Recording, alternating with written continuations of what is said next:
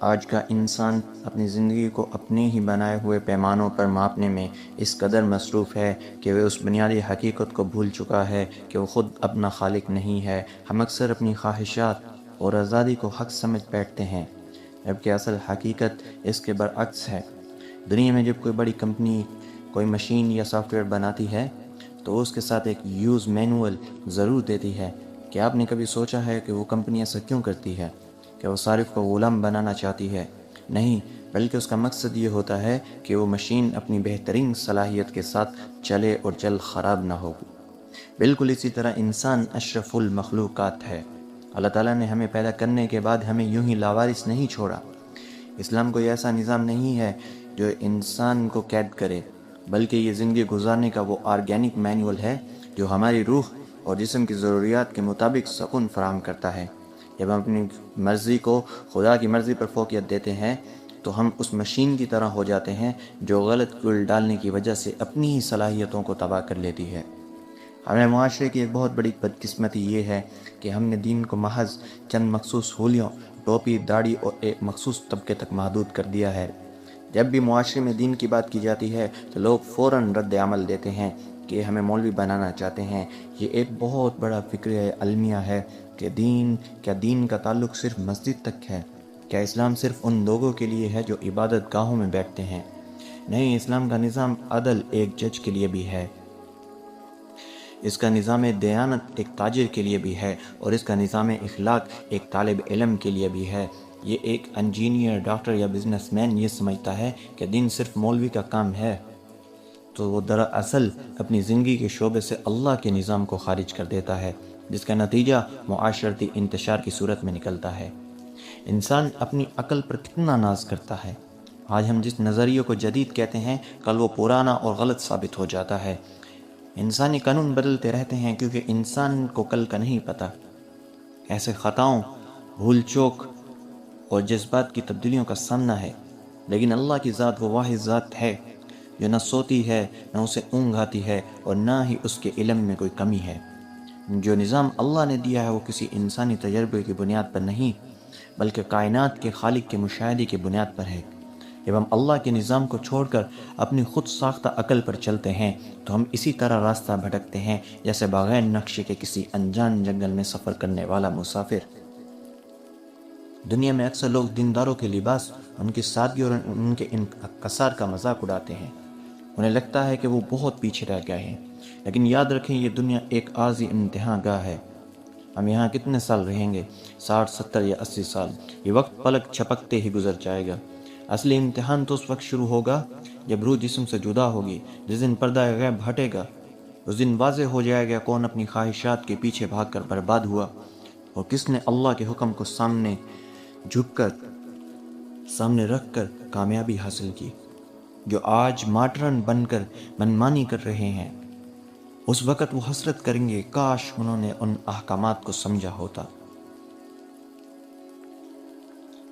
اپنی مرضی کو اللہ کی مرضی میں ضم کر دینا غلامی نہیں بلکہ آزادی کامل ہے۔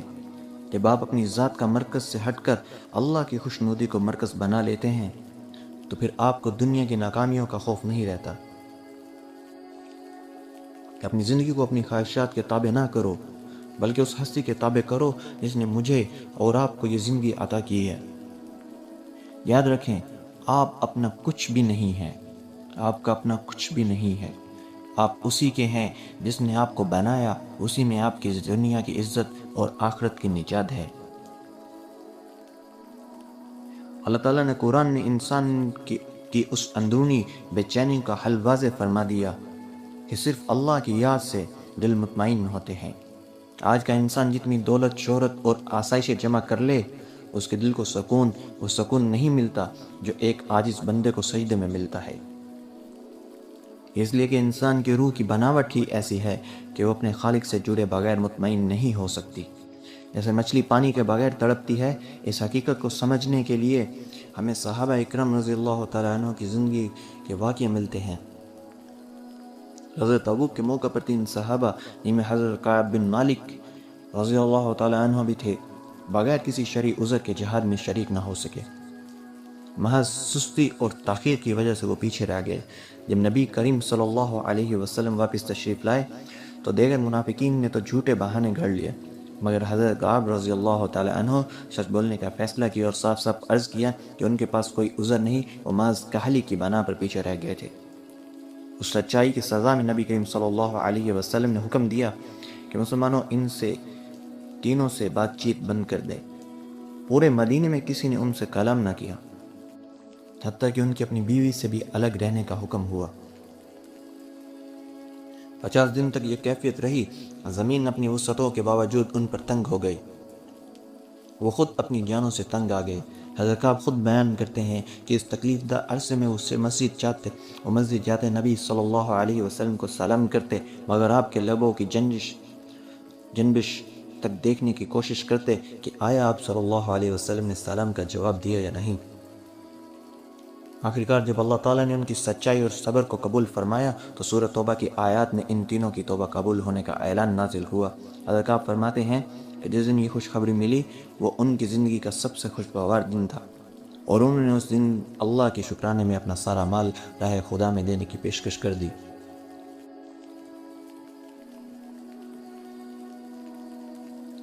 حضرت کعب کے پاس یہ موقع تھا کہ وہ جھوٹ عذر کر کر اپنی خواہش اور آسانی کا راستہ چن لیتے، جیسا کہ منافقین نے کیا، مگر انہوں نے اپنی مرضی کو اللہ اور اس کے رسول صلی اللہ علیہ وسلم کے حکم کے تابع کر دیا، چاہے اس کی قیمت انہیں 50 دن کی شدید تنہائی اور تکلیف کی صورت میں چکانی پڑی، اور آخر کار وہی صبر اور تابعداری ان کی سرخروئی اور سکون کا سبب بنی۔ یہی وہ بندگی ہے جس میں آزادی ہے، عارضی مشکل مستقل سکون کی ضمانت ہے، جبکہ عارضی آسانی خواہشات کی پیروی مستقل بے چینی کا راستہ ہے۔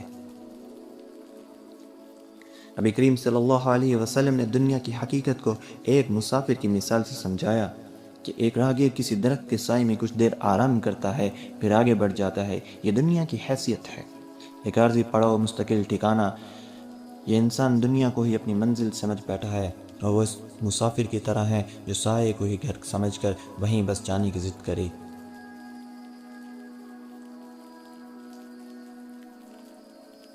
اپنی مرضی کو اللہ کی مرضی کے تابع کرنا کمزوری نہیں بلکہ حقیقی طاقت ہے۔ اپنی مرضی کو اللہ کی مرضی پر رکھنا یہ کوئی کمزوری نہیں، یہ تو بلکہ انسان کے اصل ہونے کی بنیاد ہے کہ اللہ ہی کی مان کر چلنے والے انسان کامیاب ہے۔ آپ اپنا کچھ بھی نہیں ہیں، آپ اسی کے ہیں جس نے آپ کو بنایا ہے، اسی میں آپ کی دنیا اور عزت اور آخرت کی نجات ہے۔ زندگی میں ہر انسان کے سامنے دراصل دو ہی راستے ہیں، ایک راستہ خواہشات کی بندگی کا اور دوسرا راستہ اللہ کی بندگی کا، تیسرا کوئی راستہ موجود نہیں۔ جو شخص یہ سمجھتا ہے کہ وہ آزاد ہے اور کسی کی بندگی نہیں کرتا، وہ دراصل خود فریبی کا شکار ہے۔ حقیقت یہ ہے کہ وہ اپنے نفس کی، اپنی خواہشات کی، اپنے مال کی یا معاشرے کی دباؤ کی بندگی کر رہا ہوتا ہے۔ فرق صرف اتنا ہوتا ہے کہ ایک بندگی سراسر خسارے کا سودا ہے اور دوسری بندگی سراسر فلاح کا راستہ۔ سوچ کہ جو شخص نفس کا غلام ہے وہ ہر خواہش کے پیچھے بھاگتا ہے، اور خواہش پوری ہونے کے بعد پھر سیر نہیں ہوتا بلکہ نئی خواہش جنم لیتی ہے۔ یہ ایک ایسی پیاس ہے جو کبھی نہیں بجھتی۔ اس کے برعکس جو اللہ کا نیک بندہ ہے وہ ایک محدود اور متعین راستے پر چلتا ہے جہاں اسے حدود کا علم ہوتا ہے اور حدود کے اندر رہنے میں ہی اس کی قرار ملتا ہے۔ تاریخ میں دیکھیں تو صحابہ اکرام رضی اللہ تعالیٰ عنہ کی زندگیاں اسی حقیقت کی گواہ ہیں۔ حضرت ابو ذر غفاری رضی اللہ عنہ جیسے صحابی کے پاس دنیا کا ساز و سامان نہ ہونے کے برابر تھا، مگر ان کا اطمینان اور سکون اتنا زیادہ تھا کہ وہ کہا کرتے تھے کہ اگر ان کے پاس سونے کا پہاڑ بھی ہو تو وہ اسے راہ خدا میں خرچ دینا پسند کرتے ہیں۔ یہ سکون کہاں سے آیا؟ یہ اسی بندگی سے آیا جو انہوں نے اپنی مرضی کو اللہ کی مرضی کے سپرد کر کے حاصل کی۔ دوسری طرف آج کے دور میں دیکھیں تو بڑے بڑے دولت مند اور شہرت یافتہ لوگ جن کے پاس دنیا کی ہر آسائش موجود ہے، ڈپریشن، بے چینی اور ذہنی تھکن کا شکار نظر آتے ہیں۔ اس بات کی واضح دلیل ہے کہ مادی آسائش اور روحانی سکون دو الگ الگ چیزیں ہیں، اور دوسری کے بغیر پہلی بے معنی رہ جاتی ہے۔ قرآن میں دنیا کی زندگی کو ایک ایسی بارش سے تشبیہ دی گئی ہے جو زمین پر برستی ہے، جس سے فصل اگتی ہے، کسان خوش ہوتے ہیں، فصل لہلہاتی ہے اور خوبصورت نظر آتی ہے، مگر پھر اچانک وہ فصل خشک ہو کر بھوسا بن جاتی ہے اور ہوا میں بکھر جاتی ہے۔ یہی دنیا کی اصل تصویر ہے، ایک عارضی رونق جو دیکھتے ہی دیکھتے ختم ہو جاتی ہے۔ جو انسان اس عارضی رونق کو ہی حقیقی منزل سمجھ کر اس کے پیچھے اپنی پوری زندگی کھپا دیتا ہے، وہ ایک بہت بڑے دھوکے میں مبتلا ہے۔ عقل مند انسان وہ ہے جو اس عارضی کھیتی سے فائدہ ضرور اٹھائے، مگر اپنی اصل توجہ اس ابدی زندگی کی تیاری پر مرکوز رکھے جس کا اللہ نے ہم سے وعدہ کیا ہے۔ دلچسپ بات تو یہ ہے کہ جو لوگ اطاعت کو تکلیف نہ سمجھتے ہیں، وہ دراصل اس حقیقی ذائقہ چکھے بغیر ہی فیصلہ صادر کر دیتے ہیں۔ یہ شخص واقعی اللہ تعالیٰ کے احکامات پر عمل کر کے دکھاتا ہے، چاہے وہ نماز کی پابندی ہو، سچائی کا التزام ہو یا حرام سے اجتناب۔ وہ محسوس کرتا ہے کہ ابتدا میں جو چیز مشکل اور بوجھ لگتی تھی وہی رفتہ رفتہ دل کی راحت اور اطمینانیت کا سبب ہے۔ بالکل اسی طرح جیسے ایک بچہ کڑوی دوا سے گھبراتا ہے، مگر وہی دوا اسے شفا دیتی ہے، اللہ کے احکامات بھی ہماری خواہشات کے مطابق نہیں بلکہ ہماری اصل بہتری کے مطابق ہیں، چاہے وہ بظاہر ہمیں مشکل ہی کیوں نہ لگے۔ ہر صبح جب آنکھ کھلتی ہے، ہمیں دوبارہ یہ انتخاب کرنا ہوتا ہے کہ آج ہم کس کے تابع رہیں گے، اپنے نفس کے یا اپنے رب کی۔ یہ انتخاب چھوٹے چھوٹے فیصلوں میں پوشیدہ ہے، کہ میں جھوٹ بولوں یا سچ، کہ میں حرام کمائی قبول کروں یا ٹھکرا دوں، کہ میں نماز کو وقت پر ادا کروں یا دنیاوی مصروفیت کو ترجیح دوں۔ یہ ایسا فیصلہ دراصل اس جنگ کا حصہ ہے جس کا ذکر ہم نے شروع میں کیا، خود ساختہ آزادی بمقابلہ بندگی کا سکون۔ تاریخ گواہ ہے کہ جنہوں نے بندگی کا راستہ چنا وہی حقیقی معنوں میں آزاد اور مطمئن رہے۔ ایک بار پھر اپنے دل سے یہ عہد کریں، میں اپنی زندگی کی باغ دوڑ اپنے رب کی سپرد کرتا ہوں، کیونکہ وہی میرا خالق ہے، وہی میرا مالک ہے اور اسی کی طرح مجھے لوٹ کر جانا ہے۔ اللہ ہم سب کو صراط مستقیم پر چلنے کی توفیق عطا کرے۔ قرآن پاک میں انسان کے نفس کی 3 کیفیتوں کا ذکر ملتا ہے، اور ان تینوں کو سمجھنا اس پورے موضوع کی جڑ ہے۔ پہلی حالت ہے نفس امارہ، یعنی وہ نفس جو انسان کو مسلسل برائی کی طرف اکساتا ہے، جو کہتا ہے کر لو، ابھی موقع ہے، کل کی فکر بعد میں کرنا۔ یہی وہ نفس ہے جو خود ساختہ آزادی کا سب سے بڑا دائی ہے۔ یہ نفس انسان کو ہر حد بات کرنے پر اکساتا ہے اور اسے یقین دلاتا ہے کہ حدود دراصل زنجیریں ہیں۔